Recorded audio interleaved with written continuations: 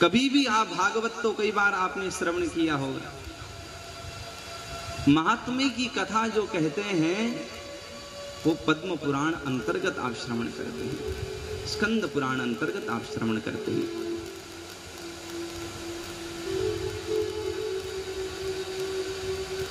और मैं आपको बताऊं एक विशिष्ट बात,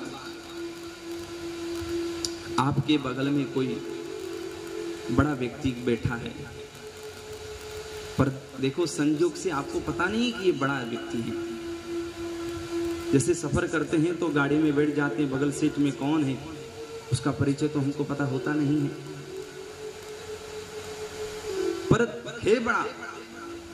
बाद में किसी ने कहा भैया तुम्हारे बगल में जो बैठा है जानते कौन है?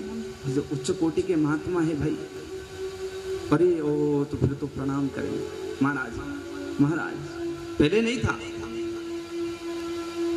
जानने के बाद प्रेम होता है, यह कहना चाह रहे हैं। जब तक आप किसी को जानेंगे नहीं, उसके भाव को समझेंगे नहीं, तो कभी प्रेम नहीं कर सकते।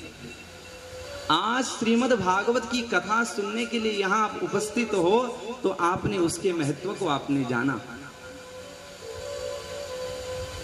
जाने बिनु नहीं होई परतीति, बिनु परतीत होई नहीं प्रीति। जाने बिनु नहीं होई परतीति, बिनु परतीत होई नहीं प्रीति। अरे जानोगे तब न प्रीत करोगे। जाने बिनु नहीं होई प्रतीति। विश्वास कब होता है?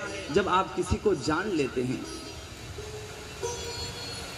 जान गए ये महात्मा है, ये उच्च कोटि के हैं, ये साधु हैं, ये संत हैं, ये सज्जन हैं, तब आप उनके चरण को छूते हो, तब उनकी महिमा का गान करते हो, तब आदर देते हो। नहीं तो क्या पता। आप श्रीमद् भागवत ग्रंथ को पहचानते हैं, अगर रास्ते में मिला होगा तो आप उठा करके प्रणाम करेंगे, पर कोई अपरिचित व्यक्ति को मिल जाए तो क्या वो उठा सकता है? कदापि नहीं उठाएगा। उसको क्या तात्पर्य? इसीलिए श्रीमद् भागवत सप्ताह कथा श्रवण करने से हमें क्या लाभ मिलता है? सबसे पहले मुख्य बात तो ये होना चाहिए। तो इस प्रश्न का उत्तर महात्म्य की कथा में मिलती है।